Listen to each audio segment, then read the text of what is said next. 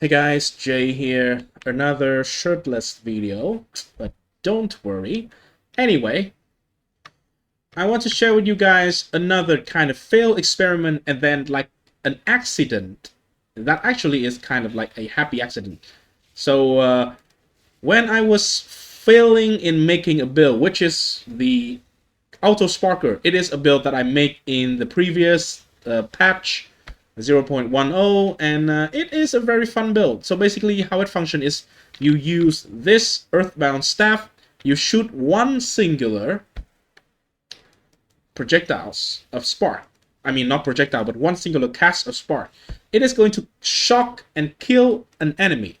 And then that enemy is going to spawn 2 additional spark from the staff, which is a triggerable by killing shocked enemy, because we use Killjoy, which makes the on kill effect to trigger twice, basically. So we are having okay, here is the boss. This is nice. So before we go to that boss, and I will show you something cool, this interaction, sadly, this patch, I don't think we can make it work. I am trying to do it with the probably most broken ascendancy for spellcaster at the moment, which is the Bloodmage, and I try to scale the damage by foregoing basically all the defense. I just remove all of my resistances and use Veil of the Night, so I have as much life as possible, because this gives a bunch of improved life, increased life. And I even try to use the Calm Spirit, which make my life go to 5k, 5.2k, but it doesn't work. Anyway, now I'm using Rat's Cage, which also gives a bunch of life. Why am I using this shitty chest that nobody is using? Well, first of all, it gives a bunch of life, and second, it have no downside from the comb, so I can test with one additional thing, which is Cast on Critical. So right now, I am linking Cast on Critical to Bow Lightning and Orb of Storm. I am using a Choir of the Storm. So these two things, apparently, they can chain off of each other, and it will create a loop just like that. So yeah, I think that is pretty cool, and I'll see what I can do with this one. I think this is a very, very cool interaction. Yeah, maybe I should go to like a harder zone. Let me see if I have like a low tier map or something that I can run, because this character is not good enough to run like tier 15, because it's just dog shit. I would die immediately to basically everything. So I need something that is... Okay, I have a tier 1 map. Perfect for some reason. Okay, I will need to go to my hideout. I'll find a zone with a boss, and I will show you how it functions. It should be clearer, because the boss in that random Act 3 cruel zone is so weak. Let me find just a random zone with a boss that I can run. I just don't need anything but like a boss. C-Page. C-Page is probably not a good map, because that thing has a lot of damage that is going to one-shot me, I think. Let me see Hidden Grotto. No, I don't think Hidden... you know what? Let's do Hidden Grotto. No, let's do C-Page. I think C-Page is quite easy to find the boss.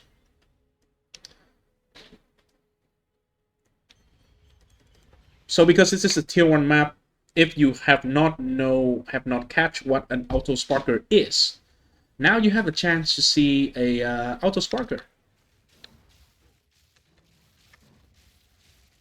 So this is an Autosparker. The spark will keep going by itself, and yeah, it would just keep casting and casting and casting as long as there is monster on the screen. But sadly, again, this patch we cannot scale this thing to the level that we can clear like endgame maps with it, so sadly it's not a viable option anymore. I don't know what can you do with it really, because the way that we can scale the Autospark is very limited. So you only have the level of gems on your amulet, and maybe I think the only way that can make it kind of viable is you need to have the unique jewels that give you 3 level of spark, which is, I believe, like 70, 100 divine or something, which is the amount of money that I never have. And with the playstyle that I'm going for, which is like brainlessly testing everything like this, I would just wasting money before I can accumulate like 20 divine. So I never have enough money to actually get a +3 spark gem to test and see if the Autosparker is going to work. But I think, well, again, happy accident. I think we figure out something that is pretty cool here. Probably there are people who already do this, but this is the first time I see this kind of thing. So it create kind of a like complete loop by itself. So you don't need to really just do anything. Okay, here is the boss. So what I'll do is I will cast, and when it start okay, it start going, I will stop doing anything, and you will see that it would just keep spawning more and more and more and more without me doing anything really. So I think this is pretty cool. So I'll try to push this idea. What am I saying? Okay. Come on, work, brain. So yeah, that is what I want to share with you guys. So thanks for watching. I hope you will enjoy. And well, hopefully this time we have something. Okay, actually, I have another thing I want to show you. Why the hell not? This is not finished whatsoever, but it's okay. I think I'll show you. Another of the stuff that I have tested in the last couple of days. I have not been posting videos for a few days already. I think 3-4 days, something. Anyway, this is another thing that I have been working on. Not for a long time, but this is an earthquake character. But you can notice that, first of all, the earthquake go off very quickly. I think this is quite simple, because this simply just stack a bunch of less and reduced duration through the support gem and through the passive skill tree. We are, of course, a Titan, so we have hulking form. Right, so we take a bunch of reduce skill duration and reduce skill duration. The thing that I'm doing a little bit differently here is I am going for CI. So CI Titan. Strength stacking. CI Titan. So this is the skill tree. We go for a bunch of strength. We go for a bunch of slam. And we even go all the way to this side and get a bunch of ES and evasion nodes.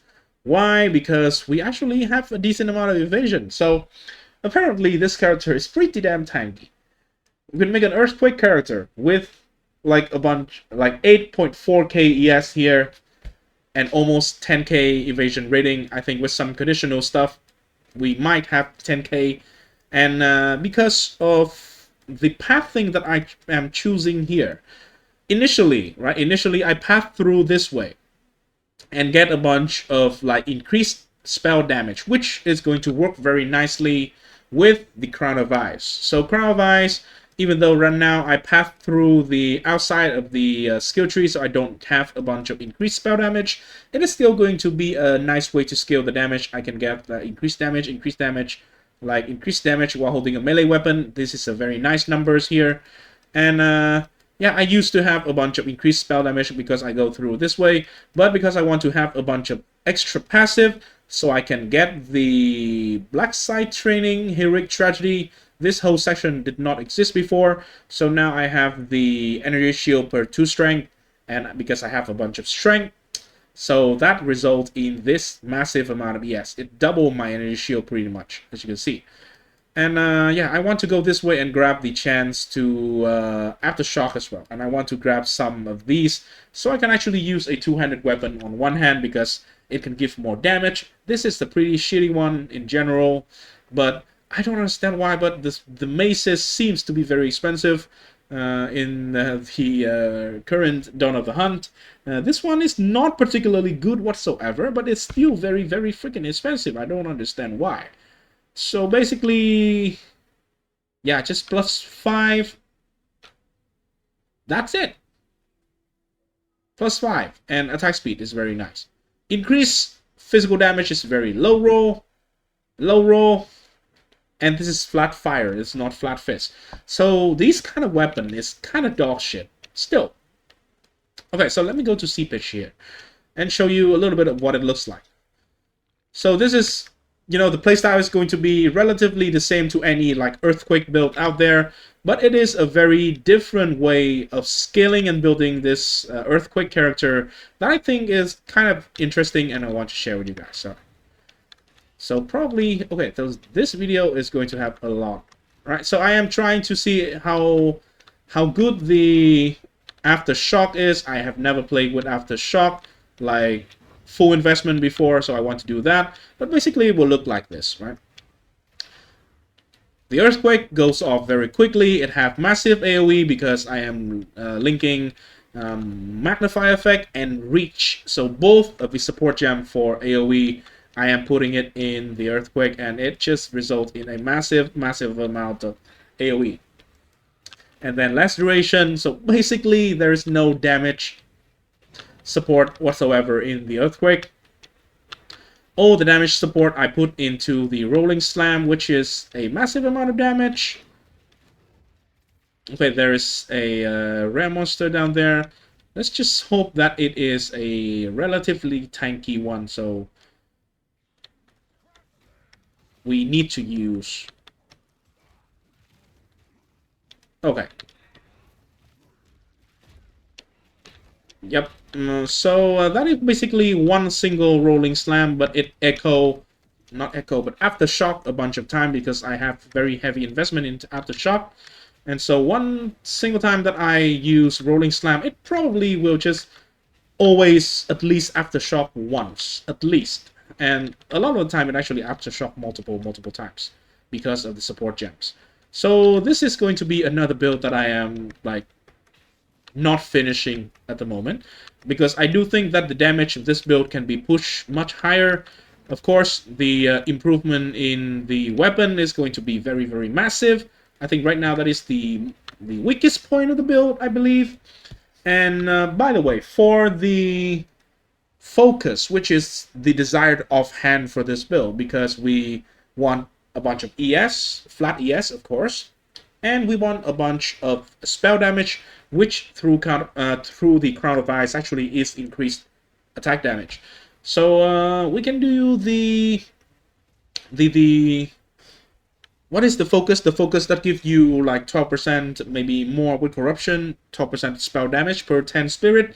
That is just going to be much more damage that we can scale with this build. So maybe we can do something like that.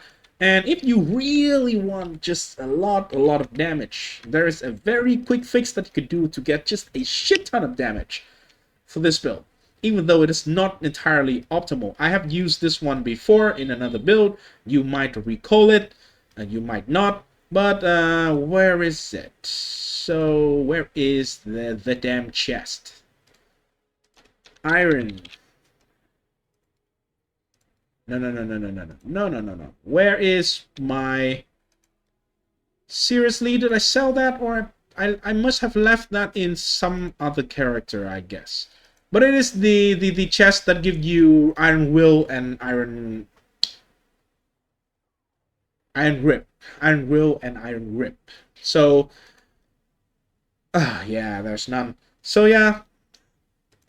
This is another build that I have not finished, but I want to share the basic idea. This is mechanically not really, you know, it is quite simple mechanically, but I think it's a neat little one. So let me know what you think. Again, thanks for watching for the second time, and I'll see you in the next one. Peace.